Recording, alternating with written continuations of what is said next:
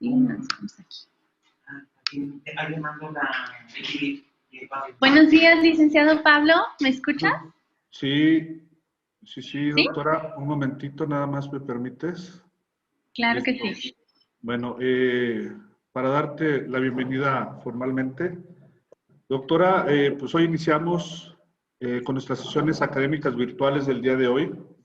Todas vamos encaminadas a nuestro primer Congreso Nacional de Salud Mental, Ciencia y Sociedad, el cual vamos a tener este 29 y 30 de octubre. Hablemos que la próxima semana, próximo fin de semana, estaremos llevando a cabo nuestro primer Congreso Nacional. El año pasado tuvimos nuestro primer Congreso Estatal, ahora subimos un poquito más de categoría y estamos en nuestro primer Congreso Nacional. Ya estamos en todas nuestras redes sociales del Instituto de Salud Mental del Estado de Durango. De igual manera, próximamente se cerrarán inscripciones, ya tenemos más de 1000 inscritos en línea para nuestro congreso virtual. Y pues para eso le agradezco antes que nada a nuestra directora general, la doctora María Soledad Ruiz Canán, por tener y permitirnos estos espacios para llegar a toda la población interesada en temas de salud mental. Y más ahora en este tiempo que nos tienen en contingencia, encerrados en casa y que ahora todo lo estamos llevando vía virtual. De igual modo, también agradecerle al doctor Alan Díaz, que él fue el causante, el responsable de hacerte la invitación directa. Es un placer tenerte aquí con nosotros, Hernán. Todos conocemos de tu amplia trayectoria, de tu carrera como médico.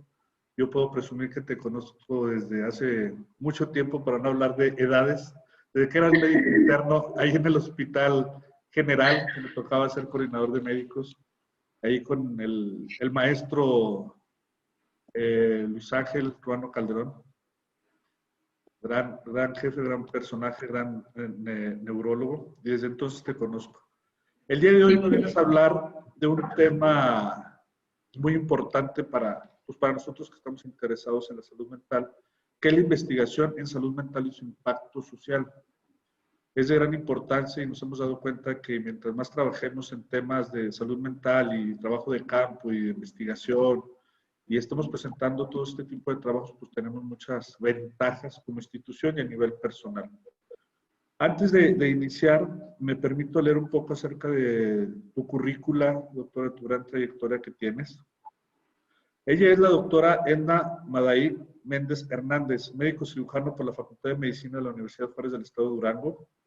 Obtuvo los grados de maestría en salud pública por parte del Instituto de Investigación Científica y maestría por la UGED y maestría en ciencias biomédicas por el CIDIN del Instituto Politécnico Nacional, Unidad Durango. Posteriormente obtuvo su doctorado en Ciencias Médicas en la Facultad de Medicina de la UGED. Además es especialista en Administración de Hospitales por la Facultad de Economía y Administración, también de la Universidad Juárez del Estado de Durango. Actualmente es investigador en Ciencias Médicas nivel D del Sistema Institucional de Investigadores en Ciencias Médicas de la Secretaría de Salud y es miembro del Sistema Nacional de Investigadores SNI nivel 1. Ha recibido múltiples premios y distinciones. Destacan el Premio Estatal de Ciencia, Tecnología e Innovación 2018, otorgado por el Consejo de Ciencia y Tecnología del Estado de Durango, y el reconocimiento de la trayectoria en investigación en la categoría de Investigador Joven 2017, otorgado por el Consorcio Interinstitucional de Investigación en Salud. Así también ha ocupado diversos cargos en el sistema de salud, entre ellos la Subdirección de Apoyo, Diagnóstico y Tratamiento del Hospital Regional de Alta Especialidad de Ixtapaluca y la Jefatura de Posgrado del Instituto Nacional de Medicina Genómica. Actualmente la tenemos ya con nosotros, ya está en casa. Ocupa la Subdirección de Investigación en Salud de los Servicios de Salud de Durango.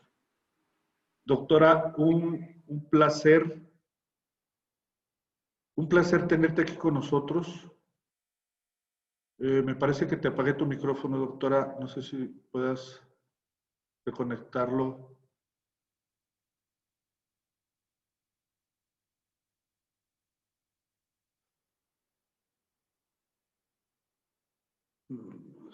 Le apagué el micrófono.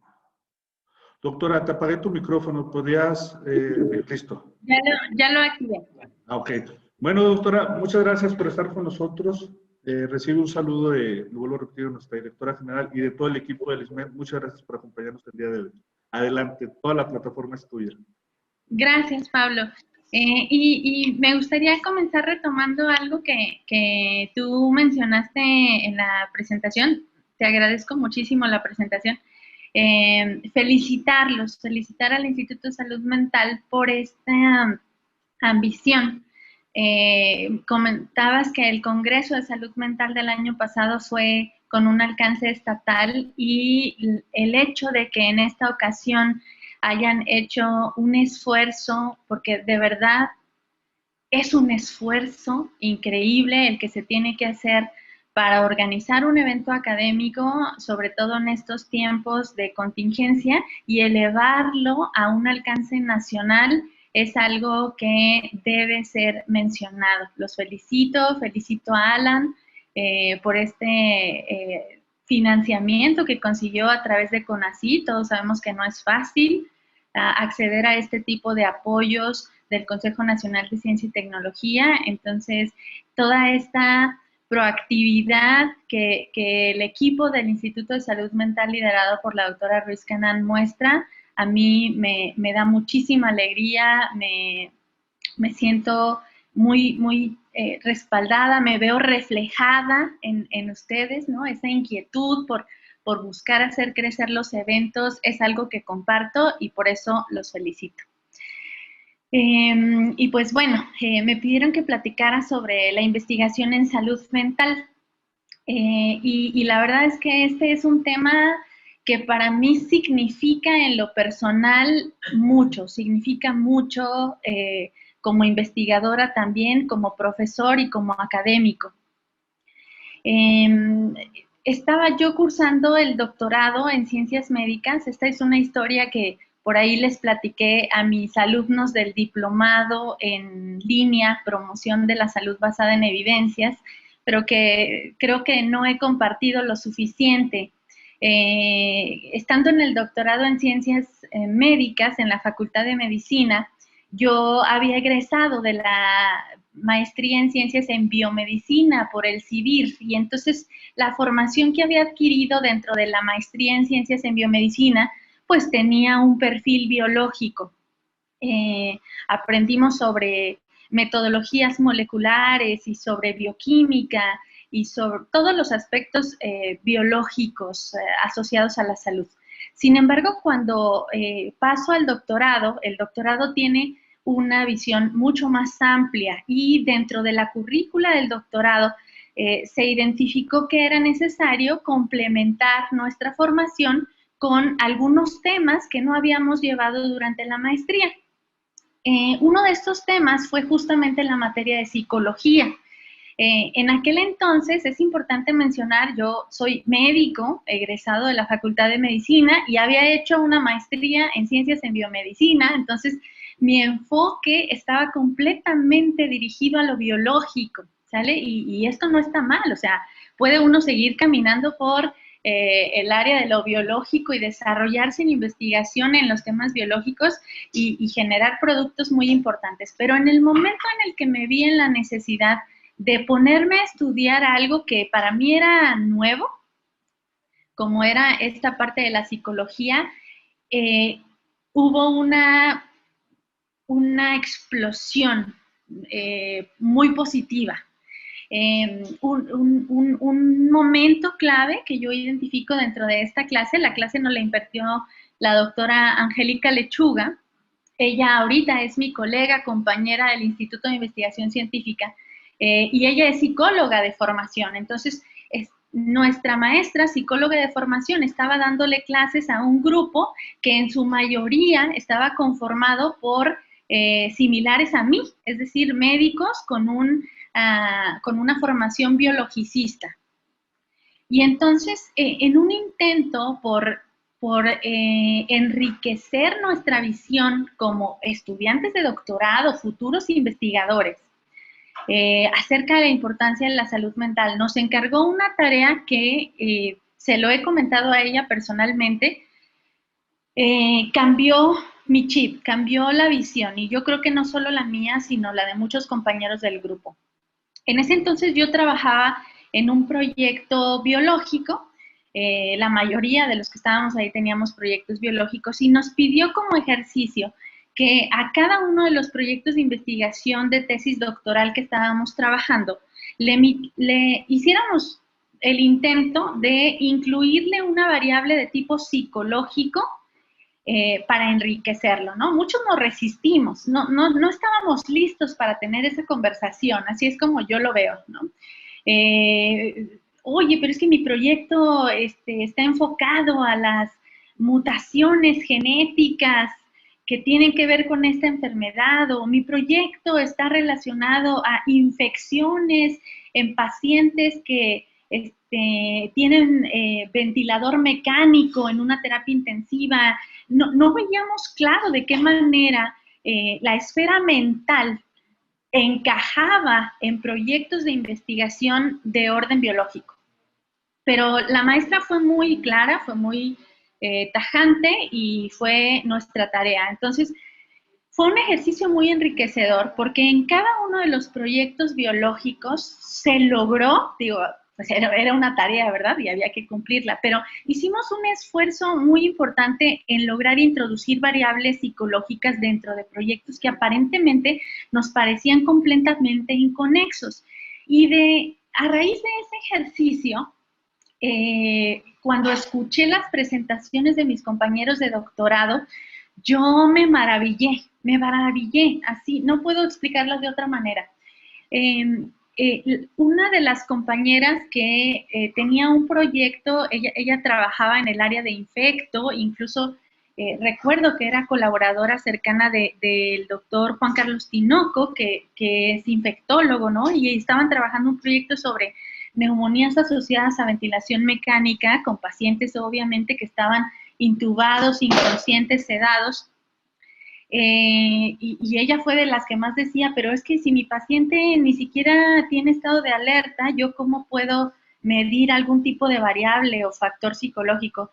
Bueno, pues el ejercicio que ella logró a mí me permitió generar un proyecto de investigación que en este momento estamos intentando poner en marcha en Durango, y que hemos intentado también poner en marcha en otros de los lugares en donde he tenido la oportunidad de trabajar, y es el sobreviviente de la terapia intensiva, el paciente que estuvo intubado en la terapia intensiva. Todos damos por hecho que está completamente sedado, pero si han platicado con un sobreviviente de terapia intensiva, y yo tuve la oportunidad de platicar con un amigo muy cercano que estuvo intubado 5 días en una terapia intensiva, él me platicaba que periódicamente despertaba, que la sedación no era todo el tiempo, ¿no? Y entonces, cuando tenía estos momentos de estado de alerta, pero se percibía a sí mismo intubado y conectado y dependiente de los equipos de ventilación mecánica, sentía muchísima ansiedad, ¿no? Muchísima ansiedad. Están descritos cuáles son los factores que más le estresan a un paciente dentro de una terapia intensiva, y algunos son tan sencillos o tan simples, pudieran parecernos a quienes no lo hemos vivido, como el hecho de no poder mirar a otro lugar que no sea el techo. O sea, imagínense tendidos en una cama, intubados y sin posibilidad de mirar a ningún otro lado que no sea el techo. El segundo en la lista que está descrita es el hecho de que, además de que solo puedo mirar al techo, en el techo hay lucecitas. No sé si ustedes identifiquen en este momento, los detectores de incendios tienen una lucecita parpadeante. Esa lucecita es uno de los factores que comentan los sobrevivientes de terapia intensiva que les genera estrés, entre muchos otros, como por ejemplo escuchar al personal médico dirigirse con lenguaje que no comprenden, escuchar los gemidos de otros pacientes que están en otros cubículos. Uno que a mí en lo personal me impacta de manera muy importante es el hecho de perder la noción de si es de día o es de noche, porque generalmente las terapias intensivas mantienen las luces encendidas la mayor parte de las 24 horas, con motivo de las intervenciones y los procedimientos invasivos que se tienen que estar realizando, las luces casi siempre están encendidas, entonces el paciente pierde la noción del tiempo, no sabe qué día es, no sabe cuántos días lleva ahí, y empieza a sufrir un proceso de despersonalización. Los sobrevivientes de la terapia intensiva de igual forma refieren que durante el periodo que estuvieron en la terapia no recuerdan qué pasó o solo tienen lagunas de lo que sucedió, ¿no? Entonces, a partir de un ejercicio tan sencillo en una clase, era una clase de doctorado,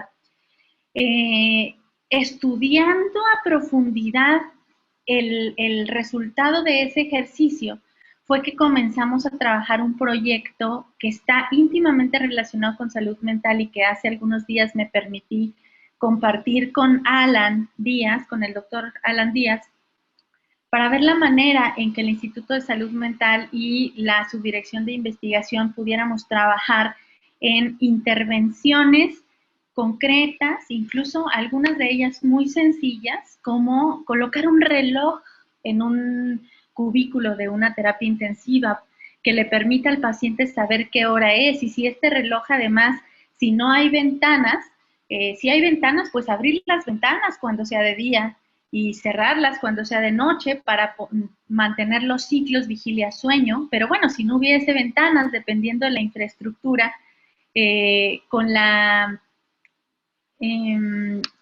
que se cuenta, pues que el reloj mismo te diga si es de día o es de noche, ¿no? O sea, son intervenciones, muchas de ellas muy sencillas.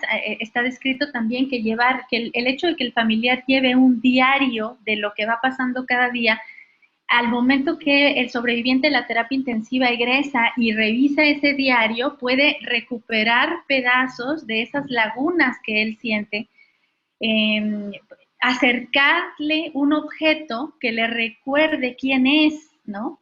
Yo he pensado mucho en esto y siempre he pensado que qué me gustaría tener en caso de que yo llegara a llegar a una terapia intensiva, qué me gustaría ver al abrir los ojos, que me recuerde quién soy para poder, pues seguir adelante, ¿no? Entonces, estos temas de salud mental de repente se volvieron parte fundamental de mi formación como investigadora. El otro tema que siempre les da un poco de risa cuando lo comparto es el hecho me siento muy identificada con esto de los ciclos de luz-oscuridad. Se lo comentaba a la doctora Ruiz Canán en la última reunión que tuvimos. Durante mi internado de pregrado, yo cubrí muchas guardias en terapia intensiva. Yo hice el internado de pregrado en el Instituto Nacional de Ciencias Médicas y Nutrición Salvador Subirán, un hospital de tercer nivel de atención, y me atrevo a decir que uno de los mejores hospitales con los que cuenta nuestro país. Y era foránea. Yo era de Durango y pues me fui a México con el apoyo de mis papás a hacer el internado. Pero pues siendo foráneo, pues a veces hay que buscarle, ¿no? Un poquito más en términos de recursos.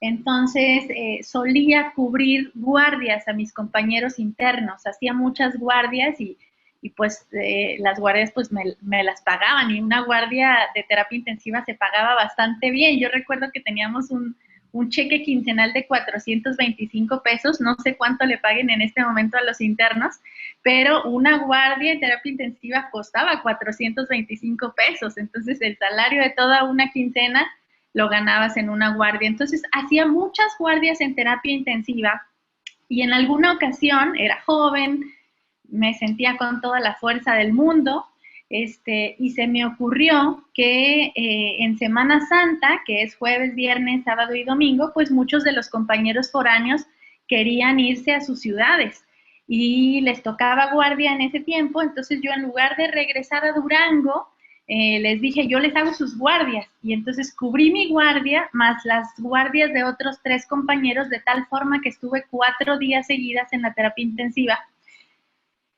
Y ese episodio jamás hubiera pensado de qué manera podía impactar en el futuro porque llegué a perder la noción de si era de día o era de noche.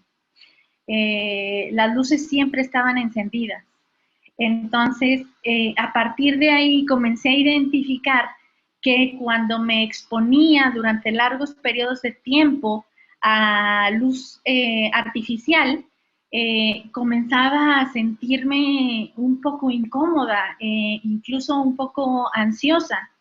Y no me quedé con la duda de qué era lo que estaba pasando, me puse a leer sobre el tema y pues por supuesto que encontré N cantidad de trabajos de investigación en donde está descrito que la pérdida del ciclo sueño-vigilia, pues no solo te vuelve menos productivo o te puede generar ansiedad, sino incluso en pacientes de terapia intensiva neonatal está descrito que si al neonato le respeta sus ciclos de luz-oscuridad con un casco cefálico polarizado, es decir, a lo mejor no podemos apagar las luces de la terapia intensiva, sería imposible porque hay muchos procedimientos que se tienen que seguir haciendo durante la noche. Pero si le pones un casco polarizado 12 horas, que no comprometa, por supuesto, su ventilación, y luego le retiras el casco 12 horas para que se exponga la luz, y luego 12 horas lo dejas dormir, y así sucesivamente, el neonato sube de peso más rápido, se complica menos, egresa más rápido de la terapia intensiva. Entonces, bueno, si eso le pasa a un neonato, pues me quedaba claro el cómo esos 4 días que estuve yo en la terapia intensiva llegaron a generar algo que aún permanece en mí, ¿no? Entonces, así de importantes y de indivisibles, o sea, no podemos separar la parte de la salud mental con la salud física. Y bueno, la Organización Mundial de la Salud incluso lo tiene contemplado, ¿no? La salud no es solo la ausencia de enfermedad, sino que se refiere al bienestar biopsicosocial. Bueno, con esta introducción que a veces uno se emociona compartiéndoles algunas de las historias que nos llevaron a donde estamos, me permito compartirles que hace algunos días uno de los proyectos de investigación que hemos venido trabajando en materia de salud mental, y digo hemos, este es muy importante porque todos sabemos que la investigación en salud difícilmente la podemos hacer solos, se necesita trabajo de equipo. Y bueno, ahí me ven en esta entrevista que recientemente nos hicieron para platicar un poquito sobre el proyecto de investigación que estamos llevando a cabo en el tema de suicidio. Detrás de mí se ve la doctora Lucy. La doctora Lucy es estudiante de postdoctorado de la Facultad de Ciencias Químicas y forma parte de nuestro equipo. Y en esta otra foto está mi amigo, mi compañero de luchas y mi compañero de trabajo, pero sobre todo mi amigo, el doctor Marcelo Barraza Salas. Él es investigador de la Facultad de Ciencias Químicas, es también miembro del SNI, y juntos hemos venido construyendo esta línea de investigación que me voy a permitir compartirles y que espero les emocione tanto como me emociona a mí. Les platicaba hace un momento que del ejercicio que nos hizo la doctora Angélica, generamos 2 proyectos.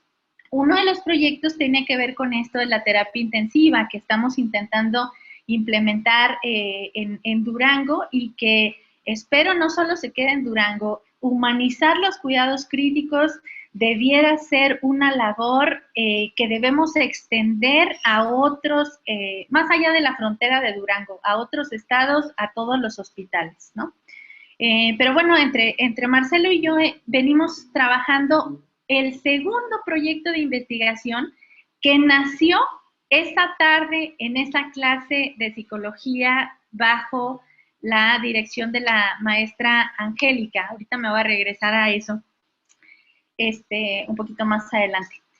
Miren, los fenómenos de conducta, estoy seguro que todos los psicólogos que nos están escuchando están familiarizados con este esquema. Es un esquema viejito, pero que sigue siendo tan vigente como en 1983, el esquema de los niveles de análisis o los niveles de integración de los fenómenos de conducta.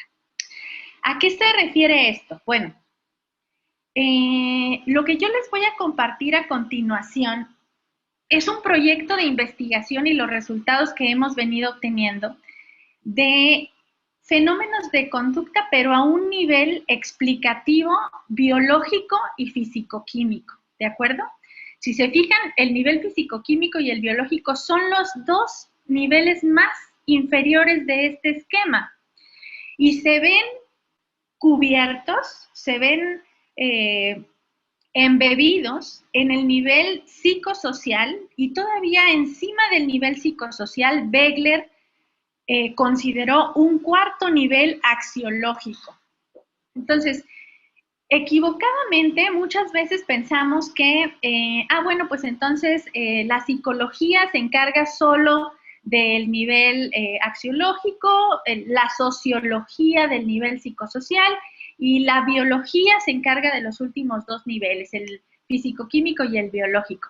Y los vemos como si fueran entes separados, cuando en realidad es que estas ciencias que yo mencioné, la psicología, la sociología y la biología, en realidad trabajan de manera conjunta. Yo todavía escucho discusiones en donde se preguntan, ¿este signo o este síntoma que presenta el paciente será orgánico o será psicológico? ¿No? Seguro lo han escuchado ustedes. Esto me lo estaré imaginando, ¿será algo psicológico o realmente es algo orgánico? Bueno, pues lo que propone Begler en este esquema es que todo es psicológico y todo es, los fenómenos de conducta pueden ser explicados, integrados y analizados por las diferentes ciencias, cada una con un nivel de alcance diferente, ¿de acuerdo? Entonces, ahorita les va a sonar un poco más lógico cuando les hable del proyecto y luego retomamos este esquema casi al final de la charla. Nosotros hemos venido trabajando con suicidio porque es un tema de gran relevancia. Cada 40 segundos en el mundo, de acuerdo a la Organización Mundial de la Salud, se suicida una persona. En Durango, el año de mayor número de suicidios fue 2019. Veamos cómo terminamos el 2020, porque hay datos que sugieren que derivado del confinamiento y de factores sociales derivados de la pandemia, como por ejemplo la pérdida de empleo, el compromiso a nivel económico, financiero, empresarial y demás, pudieran llegar a superar la cifra de 2019. Pero bueno, hasta 2019 se presentó la cifra más alta de suicidios en Durango y fueron 153 suicidios. Esto implica que si dividimos esos 153 suicidios entre los 365 días del año, se presentaron un suicidio cada 2.4 días, ¿de acuerdo? Y lo más grave, el suicidio es la segunda causa de muerte en jóvenes. 15 a 29 años es el grupo etario que más frecuentemente se suicida. Y estamos hablando de jóvenes que tienen, son económicamente activos, tienen, pudiera decir, como dice mi mamá, ¿no? Tienes toda una vida por delante, tienes metas, tienes aspiraciones, tienes sueños por alcanzar, por cumplir, y entonces vale la pena echar un vistazo a qué está pasando para que estos jóvenes trunquen todas estas aspiraciones y metas y demás. Y nosotros empezamos a trabajar, les platico que en el grupo de doctorado en el que yo estaba, todos éramos médicos o químicos, pero había un psicólogo, mi compañero Saúl Salazar. Su proyecto de investigación trataba sobre suicidio en adolescentes. Y dado que su proyecto era psicológico, la doctora Angélica en él hizo un cambio. En lugar de que él le metiera una variable psicológica, su proyecto era 100% psicológico, le pidió que le metiera una variable biológica. Entonces, Saúl en su presentación incluyó un listado de variables que eran biológicas y que tenían que ver con el suicidio, y a mí una me llamó la atención. De hecho, levanté la mano y pregunté, oye, Saúl, ¿qué tiene que ver el colesterol? Porque dentro de todas las que venía serotonina, venía otros neurotransmisores como dopamina, pero venía el colesterol como una variable biológica asociada a fenómenos de conducta, y a mí no me hacía sentido. Todos hemos escuchado hablar del colesterol, me voy a adelantar un poquito, en términos de este semáforo. Todos hemos oído hablar que el colesterol alto se asocia a problemas cardiovasculares, infarto agudo al miocardio, eventos cerebrovasculares, etcétera. ¿De acuerdo? Sin embargo, no sé si ustedes se han preguntado qué pasa cuando el colesterol está demasiado bajo. Este semáforo que estuve armando el día de ayer está basado todavía en el NCEP. Es una publicación viejita, estoy seguro que si un cardiólogo me la cuestiona, me la gana, ¿no? Todavía hay unas guías más recientes del Colegio Americano de Cardiología que están publicadas en 2013, en donde ya ni siquiera maneja los niveles de colesterol total como un indicador a controlar, sino habla más bien de la relación entre colesterol y LDL, la relación entre estas dos variables. Pero bueno, a mí me pareció útil para fines didácticos de esta presentación. Hemos escuchado que el colesterol, ¿cuál es el nivel normal de colesterol? Abajo de 200. Esa es la respuesta clásica, ¿no? Todavía el NCEP lo clasificaba en deseable abajo de 200. Entre 200 y 239 está en el límite alto. Y arriba de 240 se considera alto. También lo encontré como riesgo alto o de alto riesgo. Perfecto. Arriba de 200 me queda claro que estamos hablando de cifras que se asocian a mortalidad por causas cardiovasculares. Lo sabemos todos los que estamos conectados. Pero la pregunta es, en esta parte donde dice deseable abajo de 200, ¿qué tan abajo de 200? O sea, si yo tengo un colesterol total de 50, ¿es normal? Si tengo un colesterol total de 10, ¿es normal? Es abajo de 200. Entonces, en ese contexto es en que cupo la pregunta, ¿no? Cuando Saúl Salazar menciona el colesterol, yo en ese momento abrí mi computadora, me puse a googlear, así una búsqueda muy rápida, colesterol y depresión, y me topé con una serie de publicaciones que vienen desde los años 90, en donde se asociaban niveles reducidos de colesterol total con conductas agresivas, impulsivas y un incremento en la mortalidad por conductas temerarias, accidentes, homicidios, etcétera. Entonces dije, esto es interesantísimo. O sea, jamás me hubiera cruzado por la mente que el colesterol pudiera estar relacionado con la toma de decisiones que hacemos. Entonces, hay otra joya que me gustaría mostrarles, y es esta carta al editor. Yo me encanta, la tengo impresa, la tengo pegada en mi cuarto, porque es un recordatorio de que tenemos que estar abiertos a desaprender lo que creemos saber y aprender cosas nuevas, es decir, estarnos actualizando. Esto en la investigación es habitual. No hay verdades absolutas, decía mi director de tesis, el doctor Jesús Fernando Guerrero Romero. No hay verdades absolutas. Absolutamente todo lo que en este momento se considera vigente, más adelante puede demostrarse que estábamos equivocados, ¿no? De hecho, a eso nos dedicamos los investigadores, a falsear las hipótesis que se dan por hecho, ¿no? Entonces, me encanta porque es una carta al editor que no es muy viejita, está publicada en la revista del Instituto Mexicano del Seguro Social en 2009, ahí les puse la referencia, y el título de la carta al editor es ¿cuánto es hipocolesterolemia y las patologías asociadas? Y entonces señalé los párrafos que me encantan, ¿no? Dice el primero que está marcado. Me parece que resulta difícil determinar a qué se le puede llamar hipocolesterolemia y qué cifra de colesterol es la que se asocia a patologías. Perfecto, muy bien. Ya partimos del hecho de que no sabemos a qué llamarle hipocolesterolemia. La segunda parte es buenísima porque dice que entre los objetivos terapéuticos en el paciente dislipidémico se ha propuesto mantener el colesterol por debajo de 200. Coincide con el semáforo que les mostré antes, ¿no? ¿Cuál es lo normal? Abajo de 200. Sin embargo, dice el texto, no se especifica cuánto por debajo de 200, por lo que algunos suelen decir, entre más bajo, mejor. Incluso hay quienes hacen la siguiente correlación.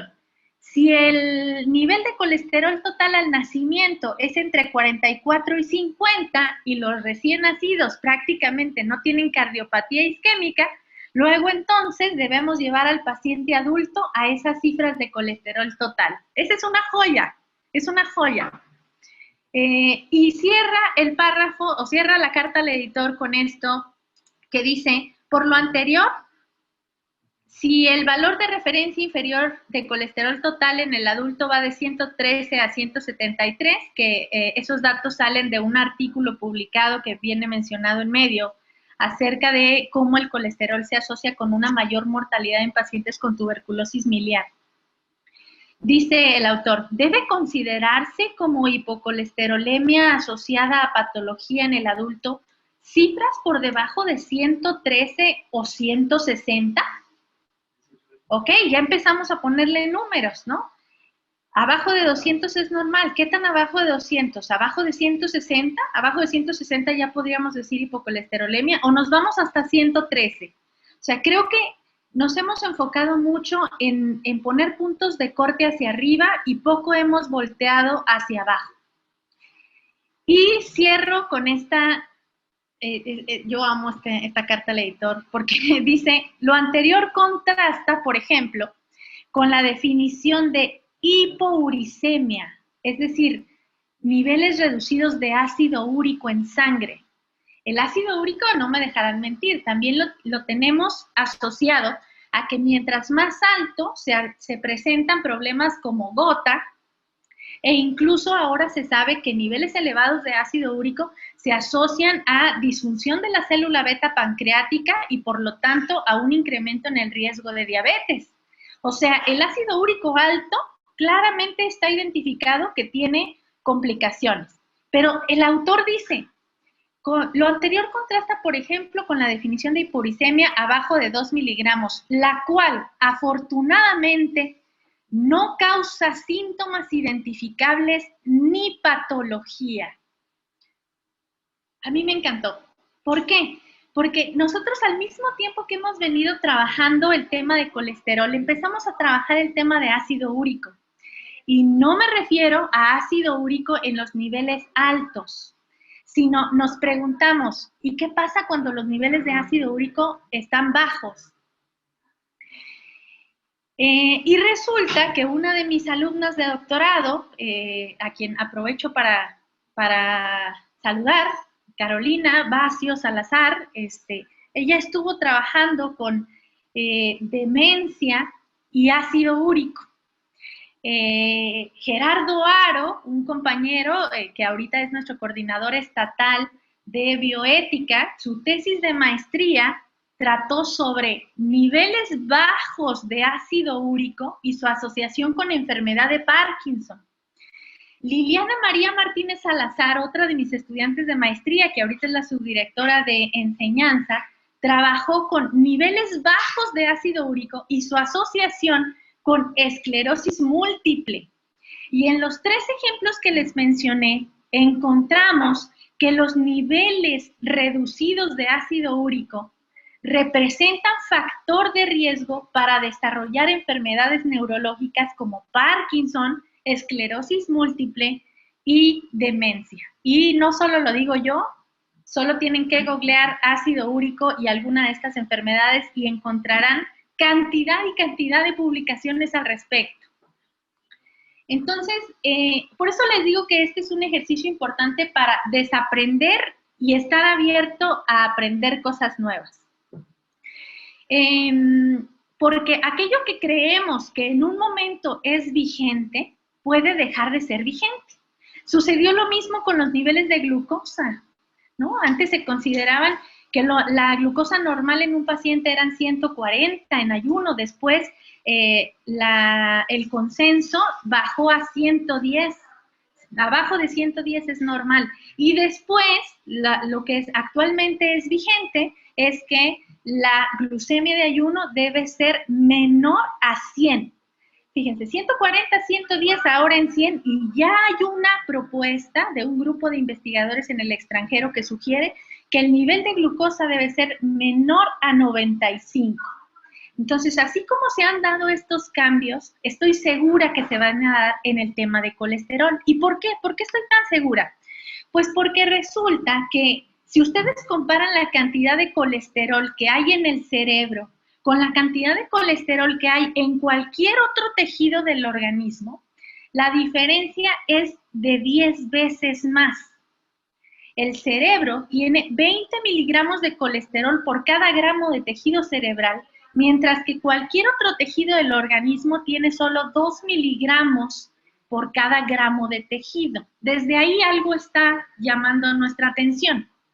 Y entonces lo que se sugiere en esta lámina es que lo que ustedes están viendo abajo es una membrana de una célula, de cualquier célula. Pero me voy a permitir sugerirles que imaginemos que esta es una neurona, ¿de acuerdo? Una célula, una neurona tiene una membrana celular y en la membrana celular se encuentra enriquecida con colesterol. El colesterol forma parte estructural de las membranas de las neuronas. Le brinda estabilidad, le brinda soporte. Entonces se ha sugerido que si el colesterol forma parte sustancial de la membrana de la neurona y falta colesterol, pues se compromete la función de la membrana neuronal. Este es un mecanismo que se ha denominado indirecto para explicar el por qué el colesterol pudiera tener algo que ver con trastornos de conducta. Esta es una imagen muy detallada, es una simulación en computadora, por supuesto, en donde me voy a permitir explicarles lo que están viendo. Lo que están viendo en color rojo, que es lo que más llama la atención, es un receptor de serotonina. Y ese receptor de serotonina es un receptor, es una proteína serpentina, es decir, atraviesa la membrana varias veces hacia arriba y hacia abajo, como lo están viendo, ¿no? Como una serpentina. Las moléculas de color azul representan el líquido intracelular y extracelular, y eso implica que el espacio que está ocupando la serpentina o el receptor de serotonina corresponde a la membrana de la neurona. En blanco están viendo las cabecitas de los fosfolípidos. Acuérdense que las membranas celulares están constituidas por una bicapa fosfolipídica. Entonces, lo que están viendo ahí, las bolitas blancas, son las cabezas de los fosfolípidos. Y el color verde, que es el único que nos falta por explicar, son moléculas de colesterol. Entonces, lo que sugiere esta imagen es que el colesterol está completamente embebido, forma parte sustancial de la membrana, pero además está estrechamente relacionado y en contacto con el receptor de serotonina, ¿sí? Entonces, ¿qué significa esto? Que si faltan moléculas verdes y por lo tanto no están en contacto con el receptor de serotonina, lo que tendríamos es que quizás pudiera estar fallando el receptor de serotonina. Y bueno, esto no se me ocurrió a mí. En 2000, ¿de qué año es este paper? No le puse, sí le puse el año, 2011, se publicó este artículo. Esta imagen, aunque se vea un poco más compleja, es exactamente igual a la imagen anterior. Lo que están ustedes observando es una bicapa fosfolipídica. Ahora las cabezas de los fosfolípidos aparecen en color rojo. Es la línea horizontal que tenemos en la pantalla. Y la serpentina son todas esas bolitas que suben y bajan atravesando la membrana neuronal. Y luego vienen señaladas en color amarillo 3 regiones. Estas regiones se conocen como secuencias crack. Ahí les puse exactamente qué significa la secuencia crack, porque las siglas vienen del inglés, pero se refieren a secuencias de aminoácidos que interaccionan o reconocen al colesterol. ¿Qué significa esto? Que el receptor de serotonina dentro de su estructura, dentro de su secuencia de aminoácidos que conforman la proteína, tiene ciertas zonas que están prediseñadas para interactuar con moléculas de colesterol presentes en la membrana de la neurona. Y nuevamente, si a la membrana le falta colesterol, estas regiones, ¿con quién van a interactuar? Y si no interactúan con el colesterol, ¿qué compromiso va a tener sobre la función del receptor de serotonina? Esta es la hipótesis que hemos venido trabajando. Incluso dentro de las membranas neuronales hay zonas que se conocen como islas lipídicas. También la traducción es balsa lipídica. En inglés es lipid raft. Y estas áreas, que son muy ricas en moléculas de colesterol, se caracterizan por ser plataformas de señalización. ¿Qué es esto? En estas áreas ricas en colesterol es en donde se encuentra el mayor número de receptores a neurotransmisores, incluidos los receptores de serotonina. Entonces significa que si a estas áreas ricas en colesterol les está faltando colesterol, todos los receptores que estén insertados en la plataforma, en la balsa lipídica, pueden llegar a tener alteraciones en su funcionamiento. Esto ya va teniendo sentido, cómo es que el colesterol pudiera impactar sobre el estado del ánimo o los trastornos de conducta. Este es un estudio en donde en un cultivo celular de hipocampo bovino, lo que hicieron fue, fíjense, le agregaron una sustancia que se llama M-beta-CB. ¿Qué hace M-beta-CB? Es un detergente, es decir, quita las grasas, ¿sale? Entonces, mientras mayor concentración de quitagrasa tenía el cultivo, en el eje de las Y se observa la capacidad de unión de una molécula similar a la serotonina, ¿sale? Entonces, fíjense cómo en el eje de las X aumenta la concentración del detergente, lo que significa que se reduce la concentración de colesterol. Y mientras menos colesterol haya, se va en picada la capacidad de la serotonina para unirse a su receptor. Entonces, es claro que hay una relación, que hay una asociación entre la cantidad de colesterol presente en una membrana y la capacidad que tiene la serotonina para llevar a cabo sus funciones. Pero este es otro punto muy importante. Nosotros comenzamos a trabajar con sujetos vivos, creo que esas me las pasé para llegar a la explicación, aquí está. Empezamos a trabajar con el Hospital de Salud Mental, a quien también agradezco muchísimo el apoyo que recibimos del Hospital de Salud Mental, de las autoridades que nos permitieron llevar a cabo este protocolo, que por supuesto cuenta con aprobación de todos los comités de ética en investigación y de investigación. Pero además agradezco siempre que tengo la oportunidad a los participantes, agradezco a los pacientes y a sus familias que nos dieron la confianza para tomar una muestra de sangre y poder hacer los análisis bioquímicos que les voy a presentar en un momento. Nosotros estuvimos reclutando a pacientes que tenían trastorno depresivo, es la columna de en medio, el MDD, de Major Depression Disorder. En la penúltima columna viene trastorno depresivo asociado a un intento suicida, y en la primera columna están los controles sanos. Esta fue la tesis de doctorado de una de mis estudiantes, la ahora doctora Marcela Segoviano, profesora de la Facultad de Medicina. Lo que ella hizo fue comparar los niveles de colesterol entre sujetos sanos, sujetos con depresión y sujetos con depresión que además habían ingresado al hospital con un intento suicida. ¿Y qué fue lo que observamos? En rojo les señalo la frecuencia de hipocolesterolemia en sujetos duranguenses. Esto es de nuestra población, entre los tres grupos. En el grupo de sanos, la hipocolesterolemia solo se presentó en el 13%, definida por niveles abajo de 150. En el grupo de depresión, 38% presentaron niveles reducidos de colesterol, y en el grupo de depresión con intento suicida, casi la mitad de los sujetos tenían niveles de colesterol por debajo de 150.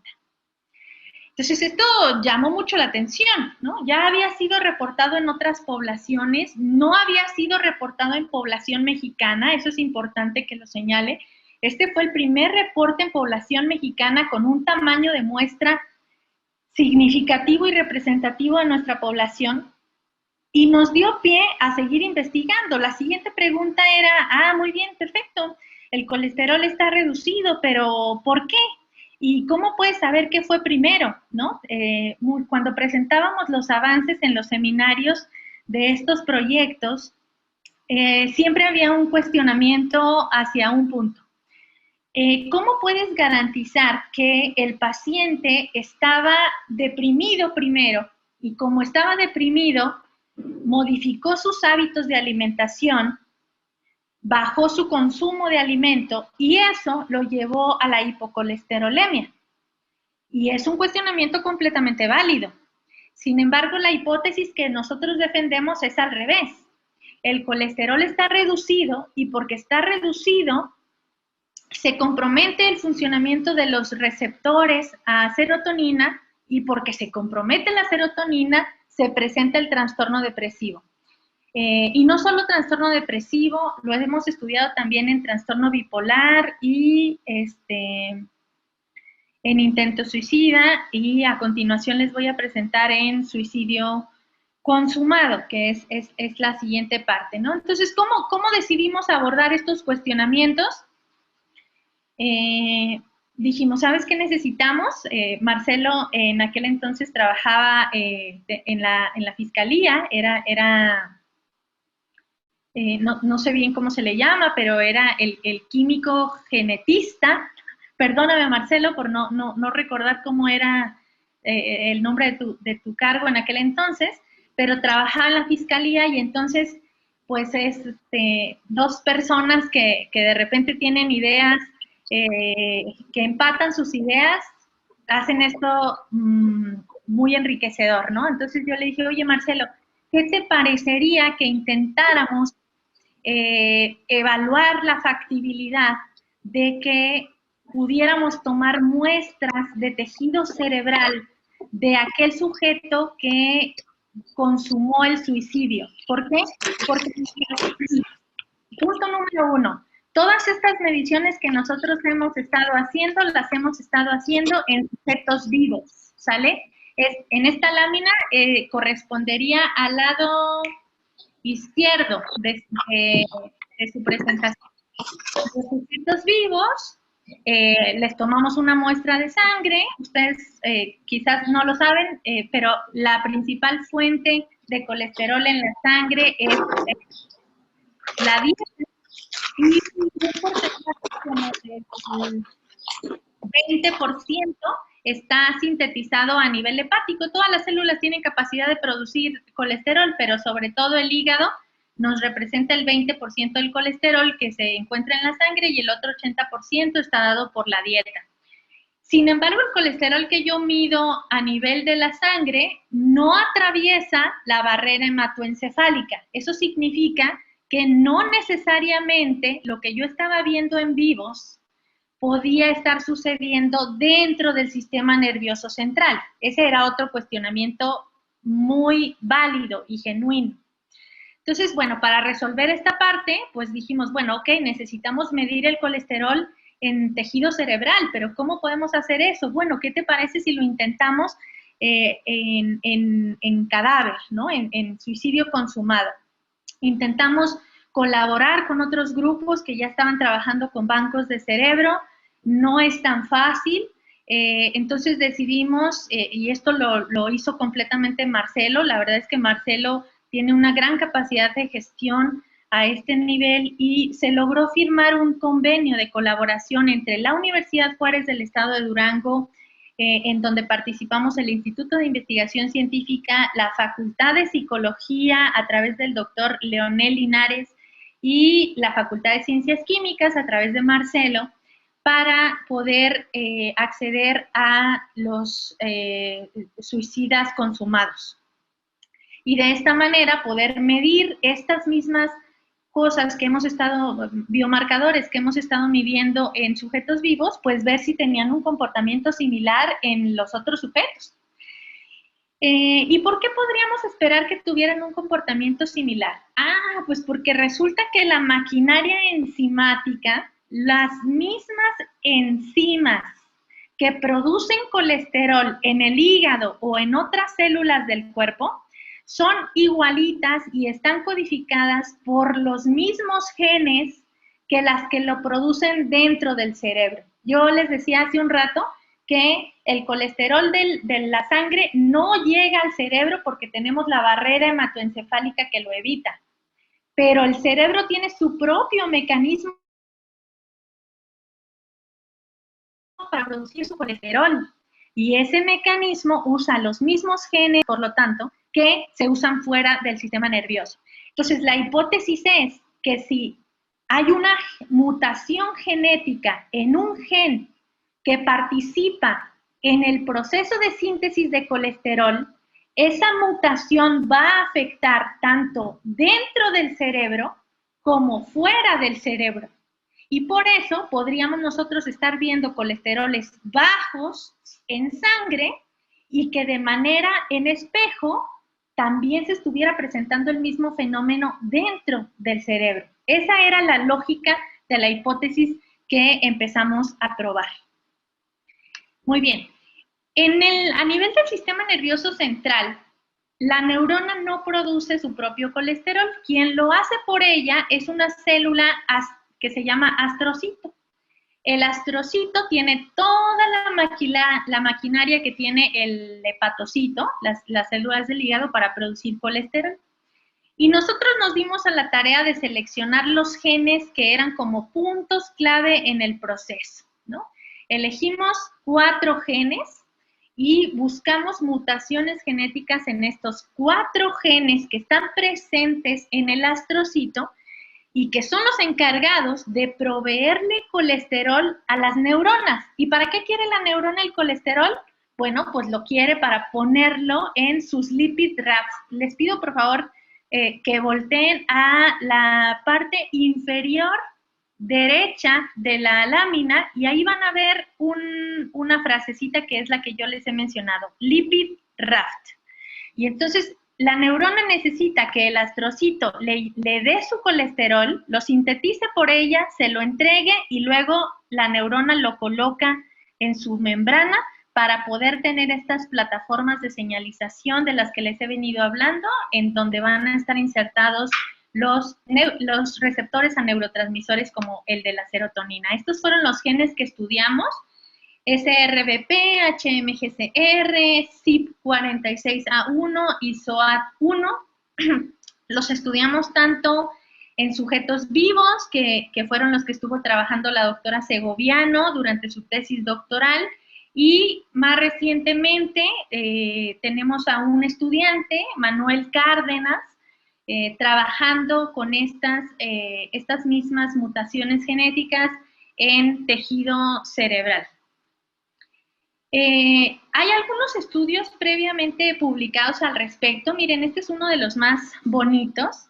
Lo que están viendo en la pantalla es una gráfica que compara los niveles de colesterol entre, todos son sujetos suicidas, pero compara el suicidio violento con el suicidio no violento. Hay una clasificación para definir suicidio violento y suicidio no violento, ¿no?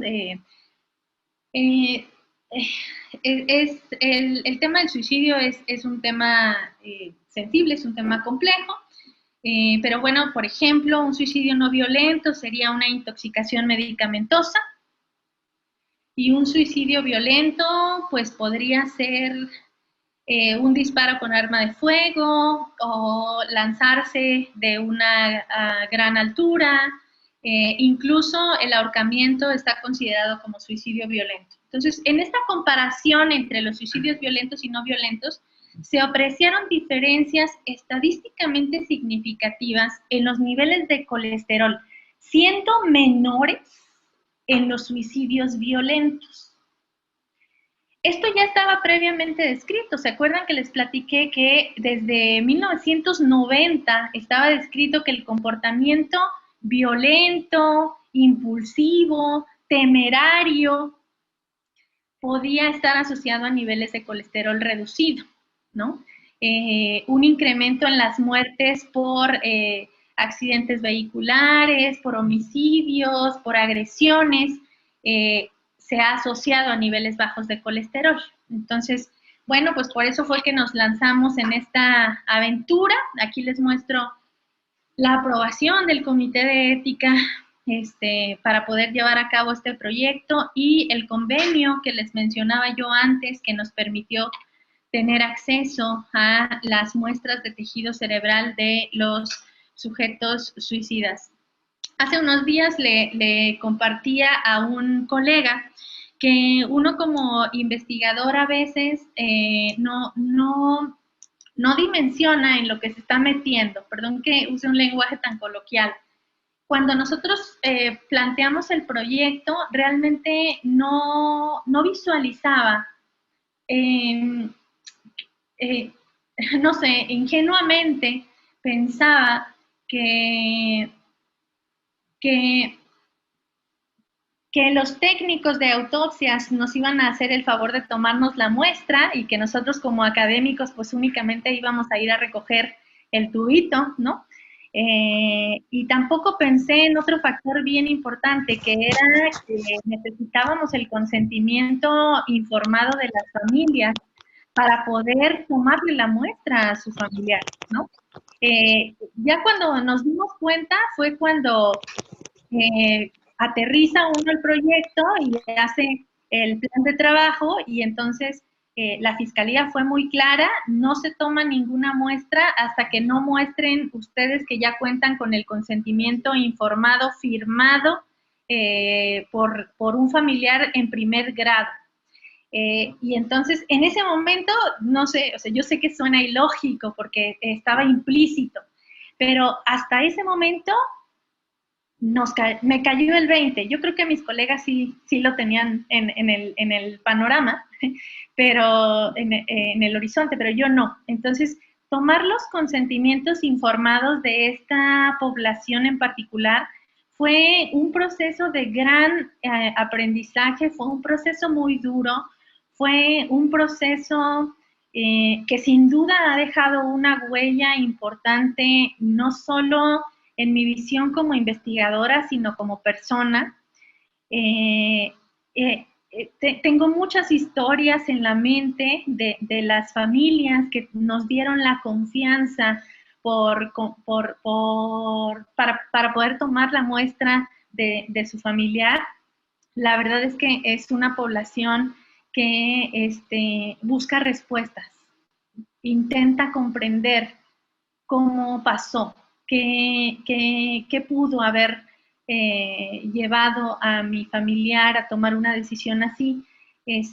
Y una parte muy importante del proyecto, y le agradezco al doctor Leonel Linares porque él se hizo responsable completamente de esta parte, fue que todas las familias se les ofreció terapia psicológica en la Facultad de Psicología y Comunicación Humana, y ese seguimiento lo hizo el doctor Leonel Linares. Entonces, si se fijan, retomo lo que les dije al inicio, los proyectos de investigación requieren una visión multidisciplinaria. Yo soy médico, Marcelo es químico, Leonel es psicólogo, y sin la visión de los tres, este proyecto seguramente que no hubiera sido factible, ¿no? O hubiera tenido muchas deficiencias y sesgos. Los criterios de las muestras que hemos estado tomando, bueno, suspendimos el muestreo por cuestiones de todo esto que está sucediendo, pero estos eran nuestros criterios. Sujetos con y sin suicidio como causa de muerte, sexo indistinto, con un intervalo postmortem no mayor a 16 horas. ¿Por qué este criterio? Este criterio es netamente biológico. Aunque el DNA, el ácido desoxirribonucleico, es una molécula muy estable, ustedes lo han visto en cualquier serie de crímenes, como CSI o cualquier serie de este tipo de resolver crímenes, el DNA permanece durante mucho tiempo, no se degrada. Entonces pueden pasar años y a mí me toman, si encuentran unas células viables, pueden extraer mi material genético y saber quién soy. Pero no sucede lo mismo con las moléculas de RNA, entonces, que es el ácido ribonucleico. Entonces, el RNA es una molécula muy lábil, cualquier cosa la degrada, es muy difícil trabajar con RNA, los investigadores no me dejarán mentir. Entonces, si se tomaban muestras después de 16 horas, se corría el riesgo de que este material ya no estuviera en condiciones adecuadas para ser analizado, y una parte importante era poder medir los niveles de expresión de varios genes. Entonces, ese fue el criterio, y por supuesto familiares directos que otorguen la autorización para efectuar la toma de la muestra. Si no, no era posible tomarla. Se excluyeron aquellos tejidos que por cuestiones intrínsecas al método de suicidio pues comprometieran el tejido cerebral, que hubo varios de estos casos. Y en el caso de los controles, como buscábamos tener controles, no está bien utilizado el término, me disculpo, pero controles lo más sanos posibles, finalmente eran cadáveres, por eso es que no está utilizado correctamente decir sano, pero que fueran personas que hubieran fallecido en condiciones completamente accidentales, en los que no hubiera estado involucrada ninguna conducta impulsiva o conductas autodestructivas o conductas temerarias. Ese era el punto, ¿no? Que fueran sujetos sanos, lo más sanos posibles, aun cuando estuvieran muertos. Y se eliminaron muestras que resulten degradadas o insuficientes. Hasta el día de hoy hemos reclutado 203 muestras. De estos, 107 han sido casos de suicidio, 96 han sido sujetos controles, todas han sido viables, todas han sido analizadas, y nos encontramos en el proceso justamente, por eso les hablaba de Lucy, que se incorporó recientemente al proyecto para hacer todos los análisis moleculares, Manuel Cárdenas, que es otro de nuestros alumnos de doctorado, que también está procesando sus biomarcadores, Daniel Ramos, un alumno brillante que también está con nosotros cursando el doctorado y que él está analizando otros biomarcadores en estas muestras, que siempre me parece, siento un compromiso con agradecerle a cada familia que nos permitió tomar una muestra de su familiar, siempre con el compromiso, uno, de apoyarlos con terapia en aquellas familias que así lo aceptaron, y en segundo lugar, entregarles resultados. Es un compromiso de nosotros entregarles resultados conforme van saliendo los resultados, sobre todo de la genotipificación de polimorfismos, que es la parte más sencilla de realizar. Se informa, siendo muy prudentes de cuál es la interpretación clínica que puede dársele a un biomarcador como pero todavía hay muchos resultados por procesar, y en ese proceso es en el que hemos estado trabajando. Si se fijan, el enfoque del proyecto es biológico, pero nos ha permitido también tener acercamiento a las familias y podernos involucrar un poco en los aspectos psicológicos, psicosociales y axiológicos. Los métodos de suicidio que tenemos registrados hasta el momento, bueno, pues no es diferente de cómo se comportan otras poblaciones. El más común es ahorcamiento, seguido de intoxicación medicamentosa, arma de fuego y salto letal. Y en el grupo control, bueno, pues arma de fuego, pero fue accidental, asfixia accidental, accidentes viales, sumersión, muerte natural y se repitió accidentes viales. Siempre y cuando el accidente vial no implique una conducta temeraria, es decir, tiene que ser el copiloto, no iba manejando, no iba bajo la influencia de alcohol y de esta manera nos aseguramos que el sesgo por alguna conducta temeraria o impulsiva sea el menor posible, ¿no? Una comparación de las variables sociodemográficas que llevamos analizadas hasta el momento, bueno, pues ahí pusimos algún consumo de sustancias, consumo de alcohol, consumo de tabaco y el antecedente de enfermedad psiquiátrica, que en el grupo de casos, es importante explicarles que hay una limitante con esta información porque está basado en la entrevista al familiar. Entonces, el familiar es un familiar directo, pero no siempre cuenta con toda la información. Ese es un dato importante, ¿no? Sin embargo, aun cuando esta información viene o proviene de las familias, en el grupo de casos de suicidio, 10 personas refirieron que sí tenían un antecedente de enfermedad psiquiátrica, 16% consumo de drogas, 36% consumo de alcohol crónico y 23% tabaquismo. Y todas estas cifras son significativamente superiores a lo observado en el grupo de controles, que es un grupo pues aparentemente sano. Esos son algunos de los adelantos que puedo compartirles sobre este proyecto en el que hemos venido trabajando. Creo que este proyecto todavía le falta mucho por crecer, por obtener resultados. A partir de los resultados hemos tenido la oportunidad ya de enviar 2 artículos a publicación que se encuentran en proceso de revisión. Bueno, hasta el día de ayer nos mandaron ya las observaciones de uno de los artículos que se envió a publicación. Ahora tenemos que trabajar en resolverlas. Pero espero que les haya parecido interesante. Es un tema diferente, es un tema del que poco se habla, del que poco se sabe. Considero que la utilización de biomarcadores biológicos en el contexto de trastornos de conducta y padecimientos de salud mental es una herramienta que viene a coadyuvar al resto de las herramientas que utiliza el profesional de la salud mental. Yo no soy profesional de la salud mental, no soy psiquiatra, no soy psicóloga. Sin embargo, bueno, pues me apasionan estos temas, me parecen de gran relevancia. Creo que tenemos una deuda con la salud mental en el país. Tenemos una deuda con la inversión que requiere la salud mental y estamos lejos de alcanzar la salud mental para todos, pero en ese camino vamos y no podemos quitar el dedo del renglón. Les agradezco mucho su atención. Doctora, muchas gracias.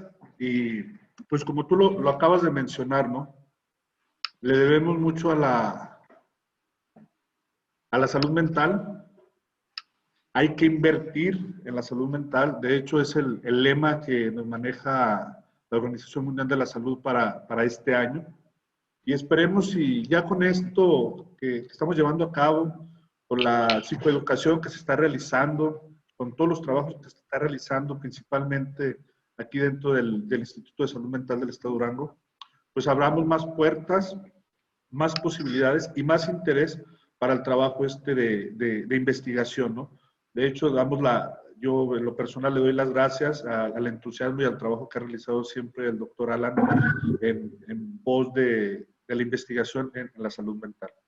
Muchas gracias, doctora. Tenemos muy poco tiempo. Abrimos espacio para preguntas, por favor. El que desee, abra su micrófono y adelante, por favor. Pablo, antes de que me hagan una pregunta, bien importante, quiero hacer un anuncio. De salud mental y los de bueno, ya hay muy poco tiempo, pero estoy segura que les llegó espero yo que la información les haya llegado a tiempo. El Consejo Estatal de Ciencia y Tecnología del Estado de Durango en este momento tiene abierta una convocatoria de financiamiento de proyectos de investigación. Y la doctora Juliana Morales, que es la titular de este consejo, fue muy enfática en que una de las demandas prioritarias para financiar proyectos era el bienestar psicológico. Entonces, si tienen oportunidad de echarle un ojo a la convocatoria, hay una serie de demandas específicas, todas relacionadas a bienestar psicológico, justamente porque la doctora Morales, al igual que tú y yo, y mucha gente, estamos plenamente conscientes que en estos tiempos de pandemia, con el confinamiento y con todos los factores sociales, económicos involucrados, se requiere mirar hacia estos temas. Entonces, si hay ahí alguna iniciativa de investigación, por favor revisen esa convocatoria, aún hay tiempo y si requieren asesoría o apoyo, me pongo a sus órdenes. Ahora sí, perdón, eso es todo. Muchas gracias, doctora. Doctor Molotla, por favor. Muchas gracias, Pablo. Doctora Edna, muchas gracias por la ponencia, excelente ponencia. Estaba pensando yo mientras estaba viendo la presentación, cómo esto en los 40s, en los 50s, se hablaba de los somatotipos de Sheldon. El endomórfico tendía a tener más depresión, pero el ectomórfico era quien tenía más conductas suicidas, de alguna manera correlacionando quizás los niveles de colesterol. Los estudios que estás haciendo y que has hecho en 5-HT1A son importantísimos y también posiblemente en el 5-HT2C, que tuviera que ver con la alimentación, con el apetito, podría haber alguna relación. Y como sabemos, esto es multifactorial y seguramente también a nivel de dopamina, a nivel de la catecolortometiltransferasa, podría haber algunas conjunciones que junto con estos estudios en la 5-HT1A podrían de alguna manera u otra pues explicar un poco más de la varianza que hay en el riesgo de suicidio. Excelente, Edna, y pues muchísimas gracias por sus aportaciones. Estamos abiertos. La doctora Ruiz Canal, ¿cuántas veces no te he invitado de que haya esta comunicación y que la hay, Edna? Muchas gracias. Estamos en el ISMED abiertos para también pues escuchar pues todas tus propuestas, todo tu conocimiento, todo tu bagaje y de alguna manera también aportar nosotros en la medida de lo posible. Tenemos la puerta abierta, Edna. Muchísimas gracias y nada más. Bienvenida y aquí te seguimos esperando muy pronto. Gracias, doctor Molotla. Muchas gracias.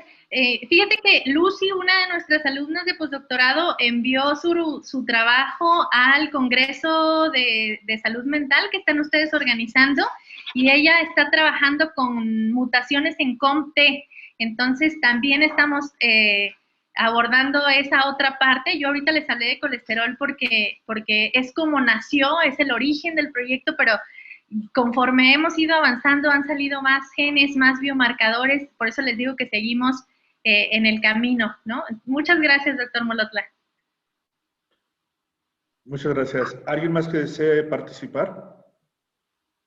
Sí, Pablo, yo por favor. Alan, por favor, adelante. Gracias. Bueno, pues antes que nada agradecerle a la doctora Edna, pues que haya aceptado participar en esta sesión académica que tenemos aquí en el instituto.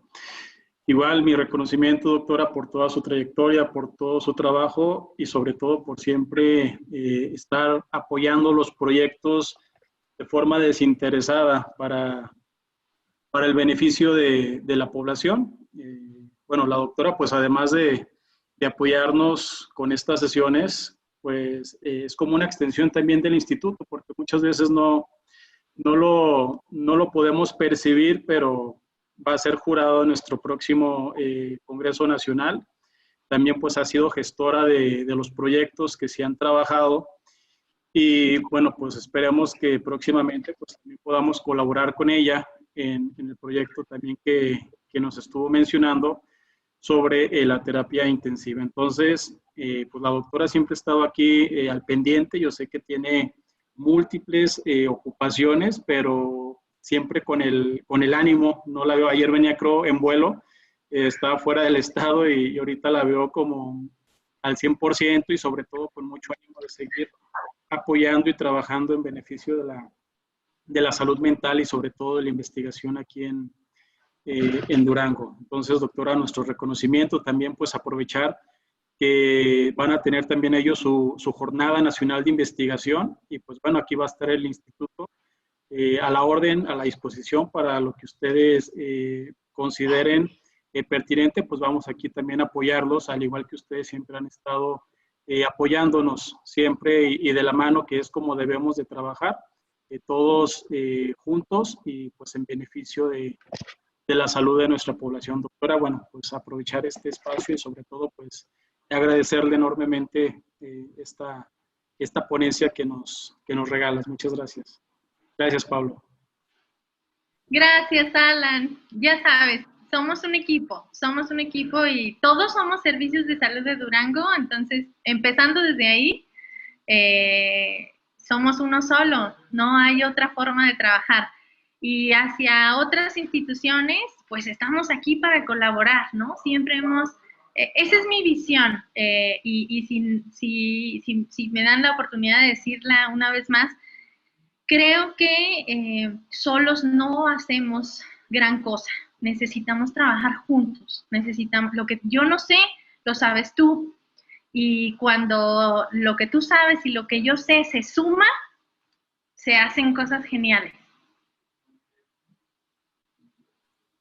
Indiscutiblemente, doctora, yo creo el trabajo interdisciplinario es el que nos ayuda mucho a trabajar en equipo. Aprendamos, ya son otros tiempos, aprendamos a trabajar en equipo, dejémonos de institucionalismos, de cosas a veces hasta un poco personales, pero el trabajar en equipo y hacer un trabajo interdisciplinario yo creo que nos ayuda a tener mucho mejores resultados. Eso lo hemos comprobado bastante.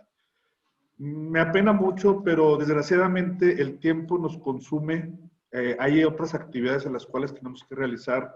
Afortunadamente en el ISMED somos muy inquietos y tenemos muchas actividades por estar realizando.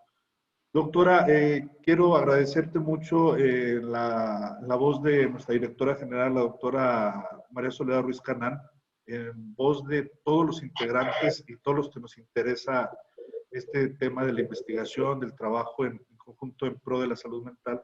Te agradecemos mucho por haber asistido el día de hoy. Como ya lo mencionó el doctor Molota, el doctor Alan, las puertas del ISMED están abiertas.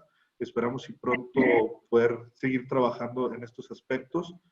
Y pues una disculpa por el tiempo que nos consume, nos despedimos de ustedes. No sé, doctora, si quiera cerrar con algún último comentario, por favor.